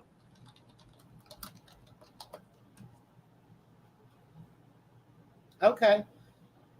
I can't hear it. You said you can't? Okay, hold on. Okay, I didn't share this right. Hold on, y'all. No, take your time. I'm gonna let you have the big screen. You got this, man. I'm telling you, I want to apologize. I have to put out an apology because I had a conversation yesterday with somebody. They know who they are. I love you to death, sis. You know it. I love you. I had a conversation with somebody yesterday about this, and I was like, I don't think so about the breaking the culture part, right? I knew about the Mona part, but I didn't know about the breaking the culture. Well, at least I forgot about the breaking the culture part. But that is actually a fact because breaking the culture admitted it.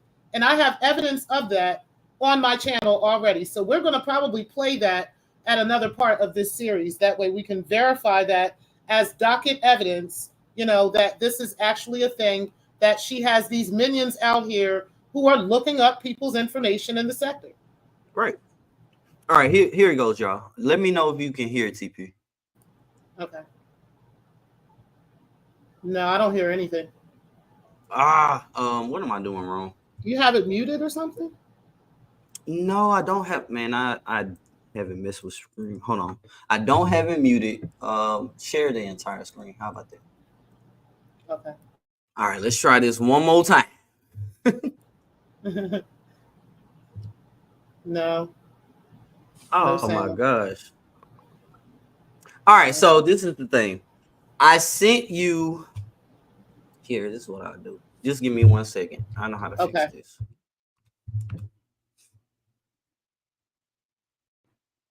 Give me one moment, y'all.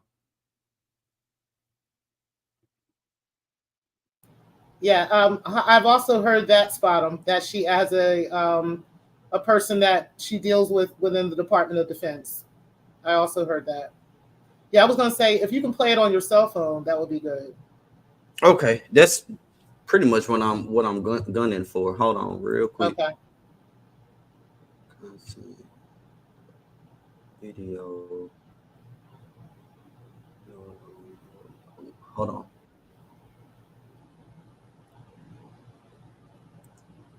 Keeper, you did try to warn us. You did. This was years ago, y'all. This is nuts how all this stuff is coming out now, and it's all coming it's all coming to play. It's all coming out. That's unfortunate for them.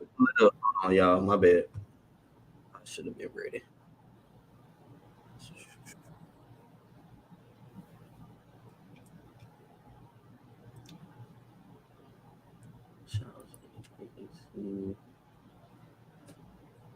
Okay. Let's try this again. You want me to take this off or leave it up? You can leave it up for now. Hold on real quick.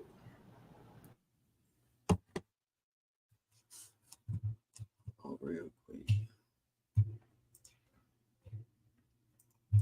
All right. Go back to the screen. Stop sharing.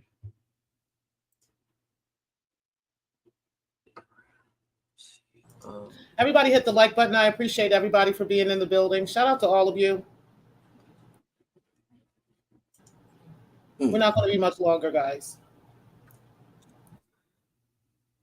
But I do think this is very important to this story, and we need to add all of this to the docket. So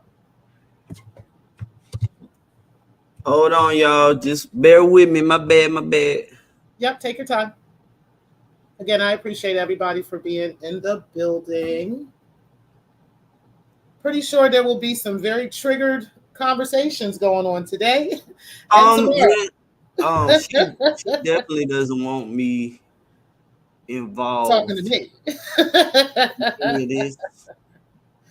She definitely doesn't want you talking to me. Trust me.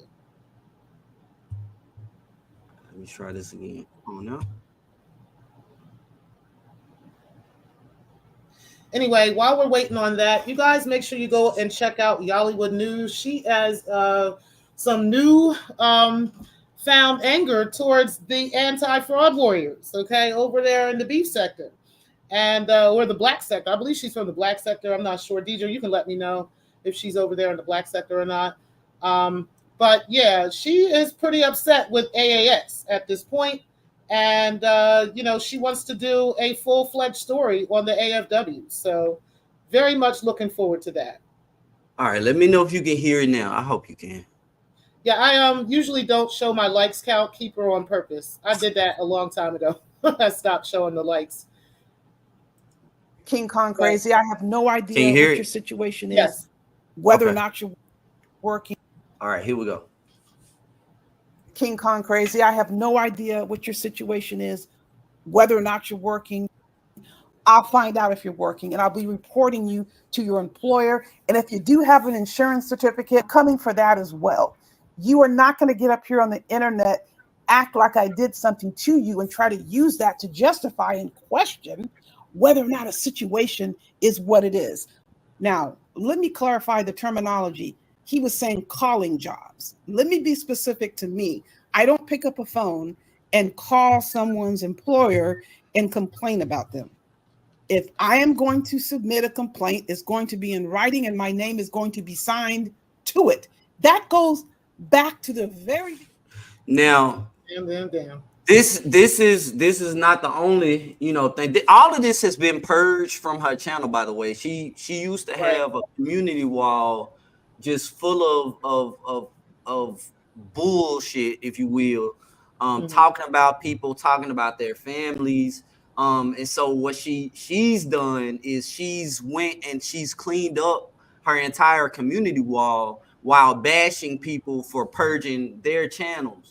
As a matter of fact, one of the things that she did is this right here is I'm glad you're showing this because you're doing the work channel. For me. I had a relative, a cousin. Let's talk about it. Because a lot of these attacks that she's doing was all because she could not get to me. This is why a lot of people wind up getting affected, because when Mona was going around on her campaign, trying to tell everybody how low down I was and how, I'm whatever, she wind up falling out with people and they caught the heat of this. Mona took the jobs, anti-Afro'S Fingali hyped her up. She kept the battery in her back. She know Mona was not mentally stable. When she would get mad, she would just go into a fury, and she kept feeding that fury. And she participated by doing things like this. This is my cousin. Unfortunately, she was about that life. Rest in peace to Nicole. She always told us that if she was to go out, she would go out in a blaze of glory. She said she would never do any time. She was GD. So again, she was about that life. And when we saw all of this unfold on camera, our family was heartbroken and devastated. We already had to deal with all type of racist remarks and comments, because you know how people get when things like this takes place, where an officer has killed a person, especially a person of color. It did not help that my cousin was living that life. Now, Svengali decided, while she was peeping and prying into my background, to not only have Mona give Remix my dad's phone number and they call him live, but this is something else that she did. She went and pried into my family's background, found out about this cousin, not only this cousin, another cousin that was mentally ill and wind up losing her life by getting hit by a garbage truck while trying to cross the street. She made fun of my entire family with this. So here's one of the screenshots where she says, this is KKC's Castaway's niece. It's actually my cousin. As you can see, being hard-headed runs in the family. Mona SSA Bandit was always adamant that this was KKC's karma. So I guess my karma is supposed to be my relative getting shot and killed by Metro Police for how he dogged her out on his live stream in front of the world. And let us be clear. Let me be clear. Mona came up on my panel during a show that I was having with Dr. William Flip Clay. She decided to come to my show pissed off about the theme and the conversation that we was going to have on my show with a panel full of doctors and other guests. She got pissed off in the chat because she has a life where she is a lonely woman and she can't keep a black man or any man of that matter. She got on my panel and decided to tell the world her business about her and her husband and how, you know, I'm not going to repeat it, but all the things that she said, she did on her own. No one told Mona to hit a panel and tell her business. She did all that. But I'm being held accountable and responsible for what Mona decided to share about her own personal life. I dogged her out because Mona did that. So this occurred in close proximity to KKC dogging out Mona on that live. Mona, however, wanted her own close and personal retribution as to KKC.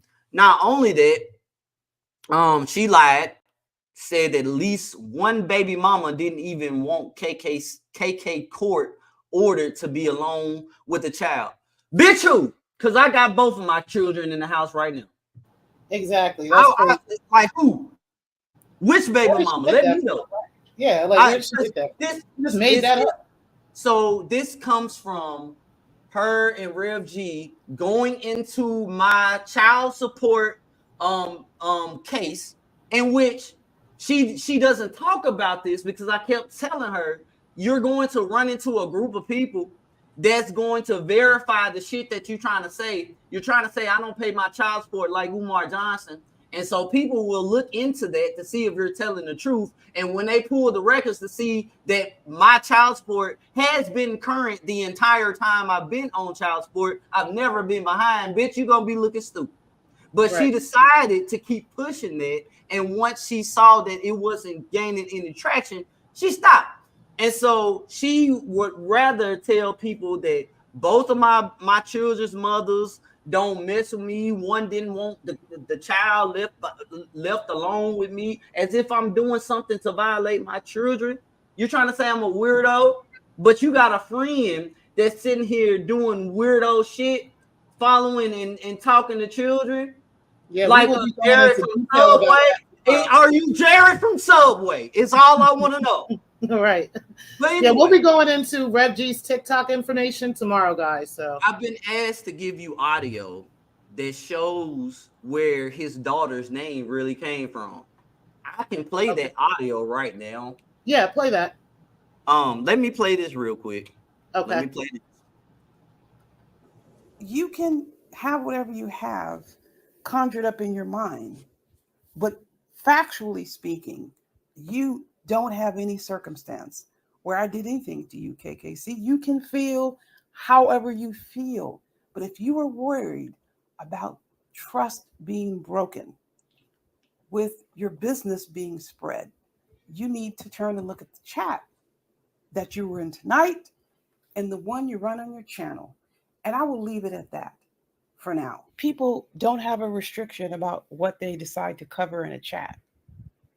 But it's interesting how the issues that Gerald raised initially were not even addressed. As a matter of fact, Gerald's concerns were reinforced by the abusive language, the abusive environment the host upheld and participated along with you.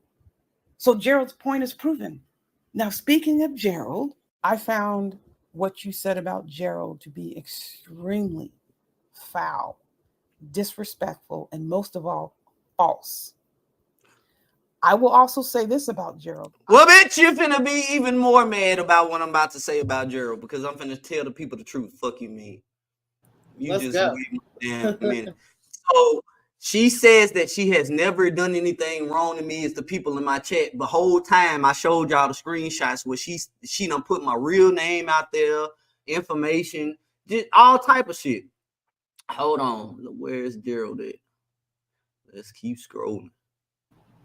Y'all hit the like button, guys. We're getting the exclusive. This is the exclusive KKC receipts. I was actually going to do a full show on his receipts, but shout out to you for coming. Shout out to you for coming through. So, Real G said that people got onto his social media and got his daughter's name, and that's how his daughter's name got put out here. Well, the lie detector test determined that was a lie. I wish I had that fail button you be having. Yeah. Hold on. Where is she? Hold on for a second. Set it up.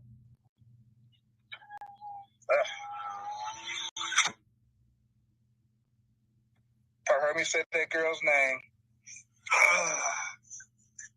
Hold on for a second.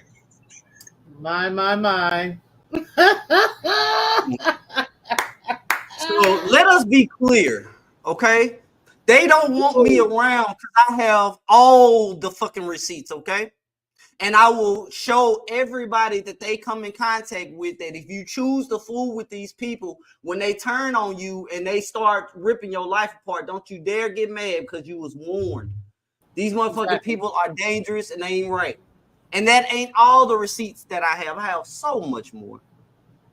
But yeah, I will digress. I will digress. I wanted to provide clarity that all of this this Social Security, and only reason why that happened is because I'm on Social Security disability income, and they did not stop anything. I was awarded. I'm considered fully favorable, meaning that I am 100% considered disabled by the state.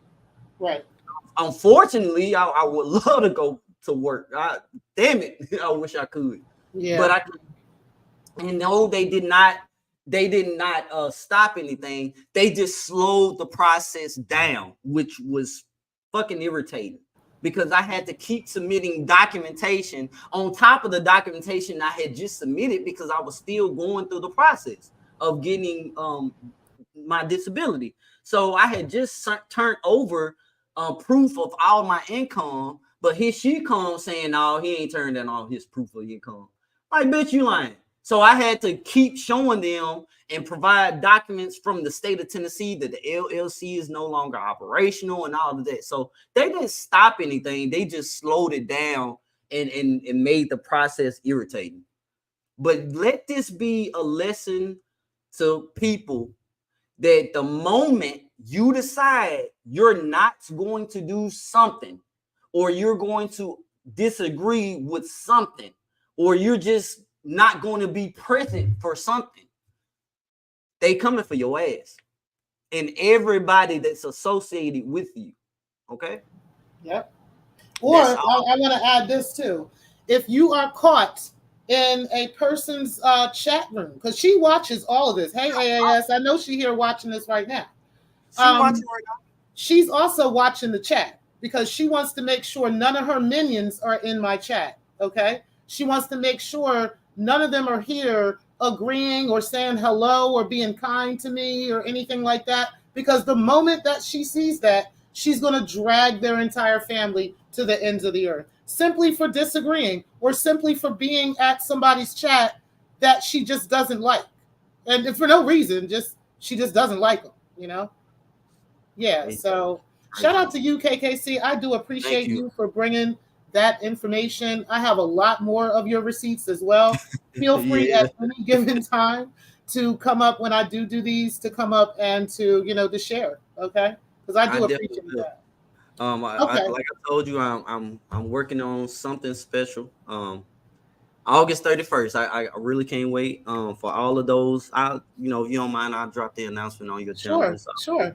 And so for all of those members that's a part of the pull-up team chat, you guys already know that I've always wanted to take mental health and mental health resources and provide them to the community by way of food, music, and fun. Pretty much the same way Umar Johnson does it. And I have been blessed to be placed over an organization to make that a reality. And that's what I'm currently working on. That's why I have not been live. August 31st is that date where we will have the event. So I'm busy making that happen. So just want everybody to know that I am making a dream a reality over here. So I want to shout out to everybody that pushed me to make that dream come true. Shout out to you, KKC. You know I am all for doing work in the community. Okay, that's something I do all the time. I'm always, advocating for our people. I got a question for you because I was told to hit you up. I'm looking for resources about back to school, how to gather resources to do a back to school drive, because that's a part. I got you. I do that all the time. I have particular sites that I use. Please. Bulk bags and stuff like that. I need them. I'll send it right to you today. I'll try to send it to you today. It's when I get off of here. Okay. If not, you'll have it by the weekend for sure. Man, I really appreciate you. Thank you for having me up. You're doing a great job with the series. Thank you. I will help as much as I can. And expose these people, man. Expose them. They need to be exposed. We're not going to let them just get away with this. Again, my goal is not to stop her, because I don't think, I don't even want to put my energy into trying to stop her from doing anything. She's going to act the way she acts.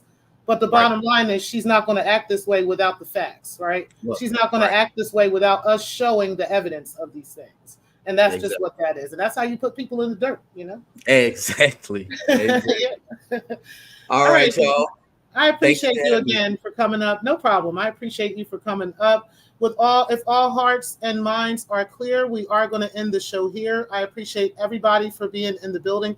You guys do hit the like button on the way out. And guys, I will see you guys tomorrow for the Rev G TikTok scandal. We'll talk tomorrow, guys. Peace, guys.